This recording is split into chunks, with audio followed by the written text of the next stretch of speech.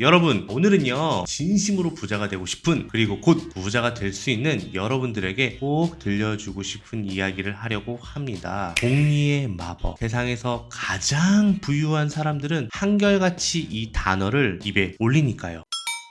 여러분 안녕하세요. 랜선 부자들입니다. 여러분, 복리라는 단어 들어보신 적 있으신가요? 단지 수학 시간에나 등장하는 개념이라고 생각했다면 오늘 그 생각이 완전히 바뀔지도 모릅니다. 어릴 적 친구들과 놀던 골목에서부터 지금 당신이 일하고 있는 사무실 혹은 퇴근 후 혼자 보는 유튜브 영상까지 삶은 늘 선택의 연속입니다. 그런데 이 복리라는 개념을 이해한 사람들은 매일의 작은 선택이 어떻게 계단식 성장으로 이어지는지 알고 있습니다. 복리의 마법. 세상에서 가장 부유한 사람들은 한결같이 이 단어를 입에 올리니까요. 복리란 무엇일까요? 1,000만 원을 연 10% 수익률로 투자했다고 해볼게요. 단순 이자는 매년 100만 원씩 받고 끝이지만 복리는 다릅니다. 1년 후 1,100만 원이고요. 2년 후 1,210만 원, 10년 후 2,593만 원입니다. 30년 후에는요 1억 7,449만 원입니다. 연간 10% 수익률, 30년간 넣고만 있었을 뿐인데 무려 17배가 되었죠. 이게 바로 시간이 만들어내는 복리의 힘입니다. 사람들은 흔히 이렇게 설명하죠. 이자에 이자가 붙는다. 맞는 말입니다. 하지만 그건 시작일 뿐입니다. 진짜 복리는 숫자 이상의 힘을 가졌습니다. 자, 그럼 실제로 복리가 어떻게 부를 만들었을까요? 하나의 예를 들어서 설명해 보도록 하겠습니다. 1988년 한 남자가 코카콜라 주식을 대량으로 매수합니다. 그 금액 13억 달러. 지금 우리 돈으로 따지면 1조 8천억 정도 됩니다. 그 사람이 바로 여러분들이 너무나도 잘 알고 있는 워렌 버핏입니다. 이후 워렌 버핏은 코카콜라 주식을 단 한 번도 팔지 않았습니다. 그 결과는 어떻게 됐냐고요? 그 주식의 가치는 약 250억 달러.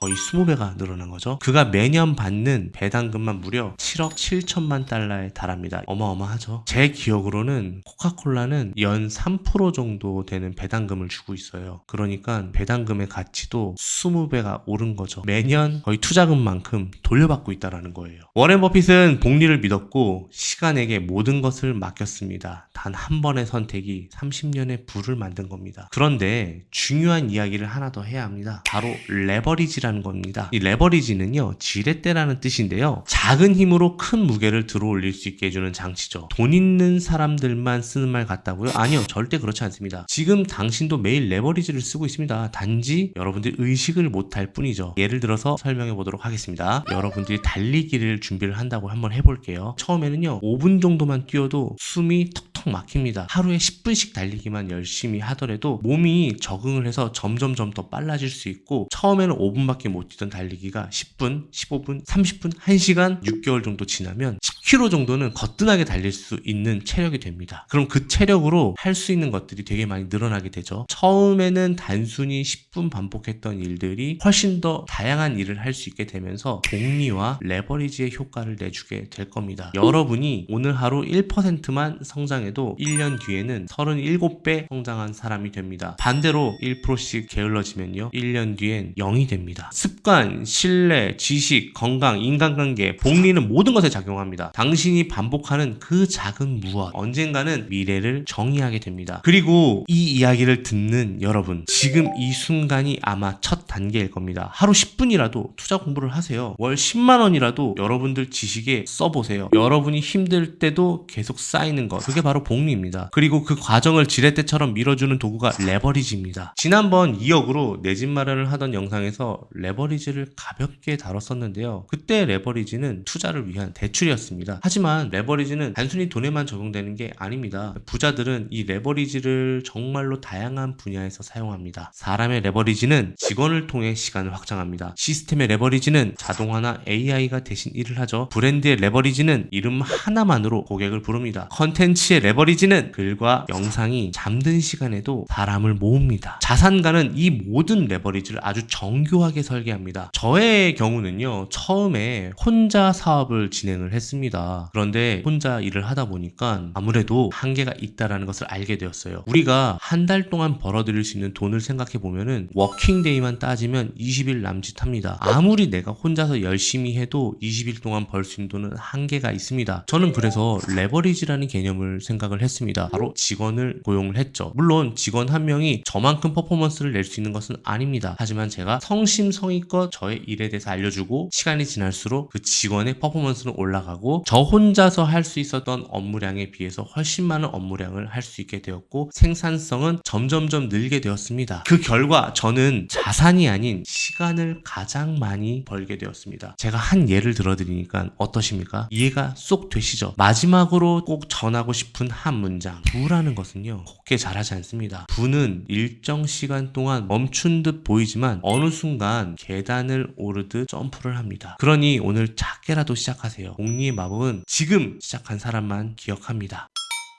복리에 대해 오늘은 간단히 알아봤는데요. 복리는 부를 축적하는데 핵심 단어 중 하나입니다. 앞으로 영상에서는 복리의 확장된 개념들을 더 알려드릴 예정이니까 램부 채널 구독, 좋아요 하시고 부자 공부 함께 해보시죠. 지금까지 램부였습니다.